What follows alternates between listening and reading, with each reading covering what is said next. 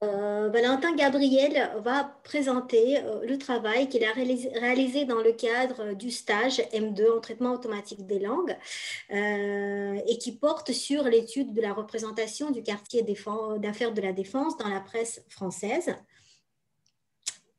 Transparent, suivant.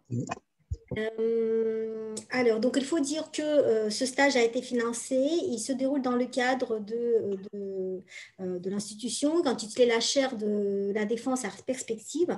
En fait, il s'agit d'un organisme de l'Université Paris-Nanterre qui réunit les chercheurs de différentes disciplines, comme les urbanistes, les psychologues de travail. Et donc, nous, on intervient en tant que linguistes TALIST, traitement automatique des langues, pour travailler, pour mener des recherches autour du quartier de la Défense.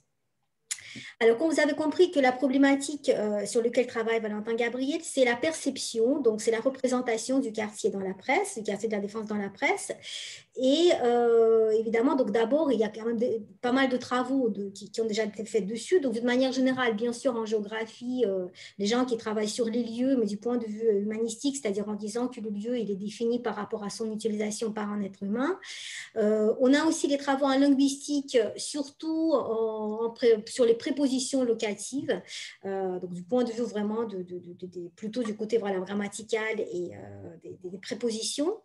Et en traitement automatique des langues, évidemment, c'est loin d'être exhaustif. Donc, j'ai pris quelques travaux. Donc, il y a Catherine Dominguez qui a fait des travaux avec Carmen aussi sur la perception des lieux. Il y a aussi la thèse d'Hélène Flamand qu'elle a fait sous ma direction sur la perception de la ville d'Orléans par ses habitants. Et voilà, donc c'est un petit peu dans ce contexte-là qu'on travaille sur le quartier de la Défense. Et donc tout d'abord, si on veut travailler sur la représentation du quartier, sur cette perception dans la presse, il faut déjà commencer par les désignations de la Défense, c'est-à-dire on considère que nommer un lieu, c'est pas un acte anodin et c'est un acte social. Et donc déjà par le nommage, donc la façon comment on nomme le lieu, on peut voir comment ce lieu est perçu. Et donc les premières étapes de ce travail que va développer Valentin Gabriel, c'est l'étude des mentions des lieux, donc leur détection automatique et les mentions du quartier de la Défense dans la presse. Et ensuite, deuxième étape, c'est effectivement regarder le contexte dans lequel ces mentions sont utilisées. Et le contexte est limité à une phrase, c'est-à-dire en gros les phrases dans lesquelles on mentionne le quartier de la Défense d'une manière variée, différente. Donc voilà, donc maintenant je donne la parole à Valentin Gabriel. Bonjour à tous. Du coup, moi, pour ma part, je vais présenter le déroulé du travail, en commençant par le corpus. Donc, le corpus utilisé pour cette étude de la représentation de la défense est constitué de 353 articles qui sont tous issus de la presse française. Ceux-ci ont été collectés via Europress lors d'un stage précédent par Marina Baïdina, donc une autre stagiaire avant moi. Ils sont issus de 7 journaux différents. Donc, comme vous voyez, Libération, Les Échos, Le Point, Le Parisien, Le Monde, Le Figaro, L'Humanité et L'Express, dont on voit les proportions sur le graphique. On voit d'ailleurs que c'est clairement le Parisien qui est le plus représenté. Maintenant, je vais exposer donc la méthodologie qui a été suivie pour exploiter ce corpus et pouvoir étudier la représentation de la défense. On a donc notre corpus de 353 articles sur lequel on va d'abord annoter une portion de 50 articles, donc une petite portion, en utilisant des méthodes semi-manuelles. Ces méthodes, elles utilisent à la fois des patrons et une complétion et une correction manuelle. On cherche à annoter en fait à la fois les désignations du quartier de la Défense dans son intégralité, donc le quartier entier, par exemple la Défense, mais aussi les désignations des lieux qui la composent, comme par exemple la Grande Arche de la Défense ou le Parvis de la Défense. Donc ces lieux, on va appeler ça les méronymes. Donc, ensuite, une fois que ces 50 articles ont été annotés semi-manuellement, ils vont nous servir de corpus d'entraînement pour un modèle qui va pouvoir reconnaître automatiquement à la fois les désignations et les méronymes. Étant donné la taille limitée du corpus d'entraînement, nous avons utilisé la validation croisée. Une fois le modèle entraîné, nous l'avons utilisé pour annoter automatiquement le reste du corpus, c'est-à-dire les 300 articles restants, ou plutôt du coup 303 articles restants. Ce corpus, donc une fois qu'on a notre corpus avec les désignations qui ont été reconnues, il va nous servir pour deux études connexes. Donc, vous voyez les deux blocs en orange. D'une part, les études des désignations en elles-mêmes. Pour ça, il y a d'abord une phase de normalisation où on va mettre en minuscules, puis on enlève les mots vides. Et ensuite, une phase de stématisation où qui va nous permettre de synthétiser en fait, et regrouper ensemble les mots qui sont de la même famille lexicale et pouvoir, par exemple, mettre ensemble le mot France et le mot français. Avec cette étape, on passe de 1000 désignations différentes qu'on avait à l'issue de la notation automatique à seulement 65 qu'on va pouvoir analyser manuellement. Avec cette analyse, on établit une typologie que je vais vous exposer par la suite. Puis on annote chacune des désignations selon la typologie. Enfin, on va pouvoir étudier avec statistiquement, faire des analyses statistiques sur les données obtenues par la notation. Donc la seconde partie, donc le deuxième bloc orange à droite, c'est l'étude du contexte. Il s'agit cette fois non plus de savoir comment on nomme la défense, mais qu'est-ce qu'on dit dessus. Donc, comme l'a mentionné Tarabella, cette fois, on va s'appuyer sur la phrase qui entoure la désignation pour déterminer ce qu'on dit sur la défense. Donc, d'abord, la première étape, ça a été d'extraire les lemmes les plus fréquents, de manière à voir les thèmes qui se dégagent, et ainsi pouvoir réaliser une typologie, cette fois spécialement pour le contexte. Ensuite, comme tout à l'heure, on va annoter manuellement les désignations, puis on analyse les données obtenues. Donc, en jouant un peu sur la première partie du schéma, donc sur la notation manuelle d'abord, celle-ci a été réalisée avec des expressions régulières, dont vous voyez quelques exemples. Donc, la première, c'est pour repérer le quartier, donc dans son ensemble, la défense. Et la seconde, c'est pour repérer un méronyme, par exemple, qui commence par le mot tour, la tour Majunga, par exemple. Donc après cette notation avec les expressions régulières, on va compléter et corriger manuellement. Donc une fois qu'on a notre corpus d'entraînement de 50 articles, on passe à l'apprentissage automatique.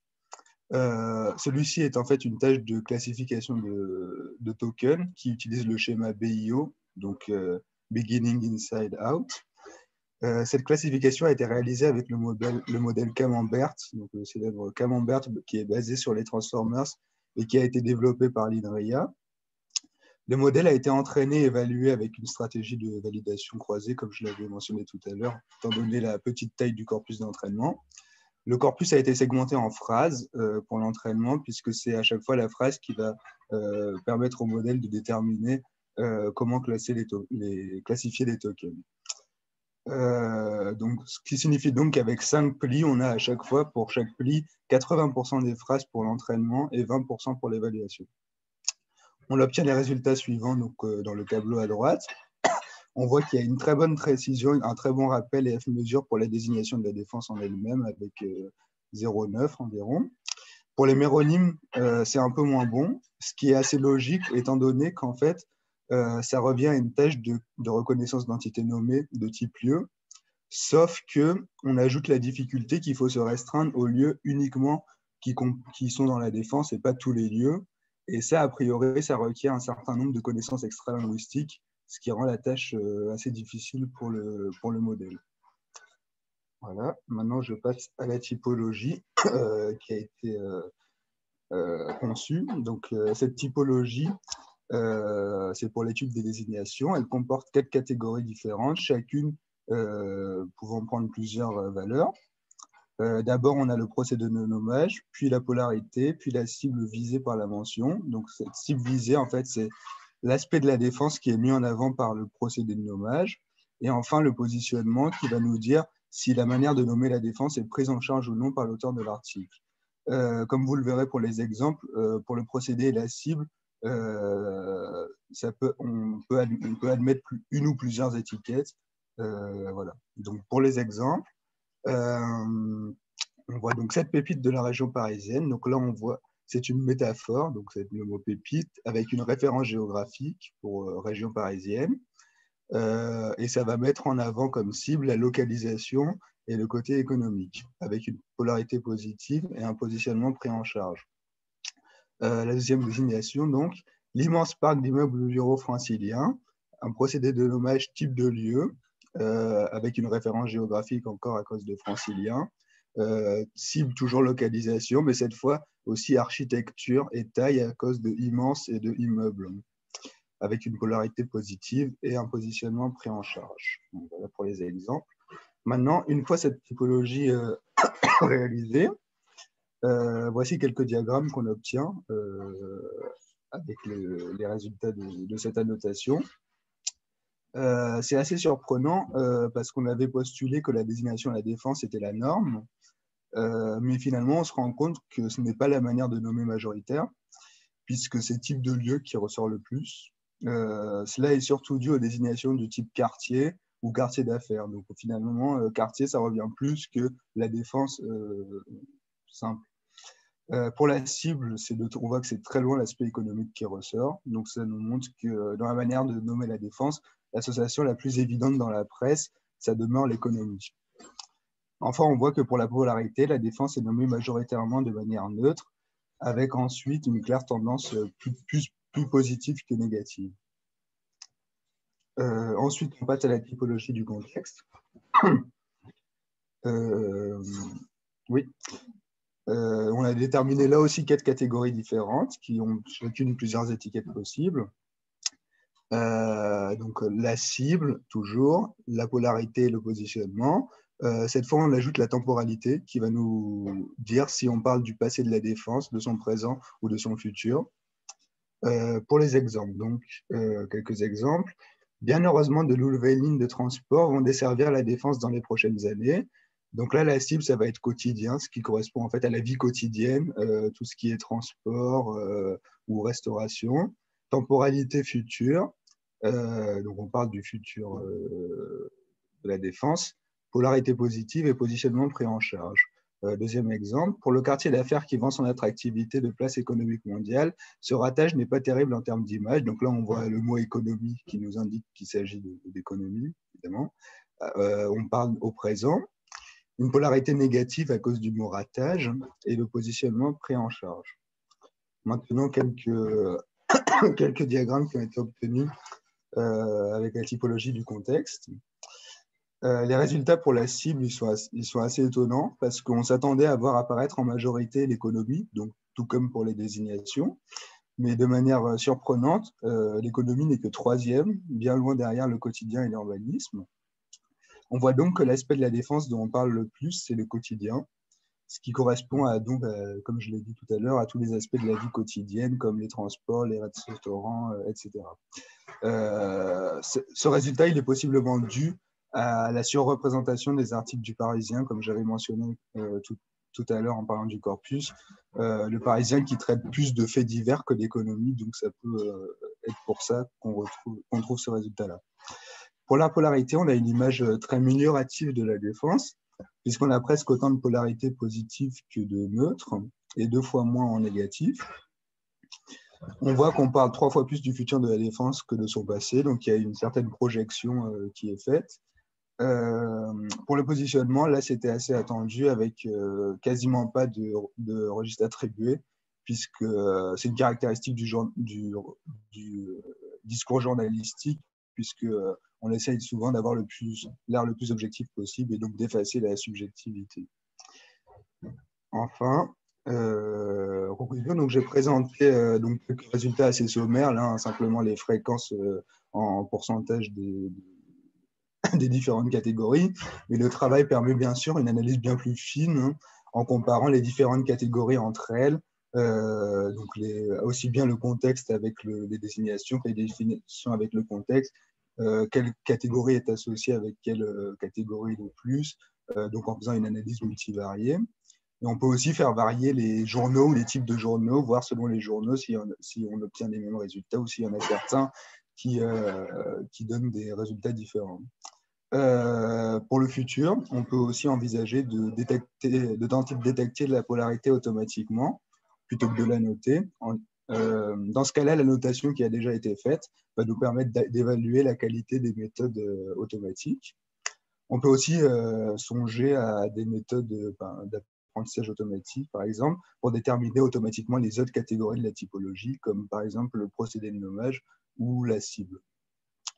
Enfin, on a aussi à notre disposition un autre corpus comparable de presse anglaise qui est déjà annoté en désignation, qui, euh, qui va nous permettre en fait de faire une étude comparative entre les deux, la vision de la défense dans la presse française par rapport à la presse anglaise.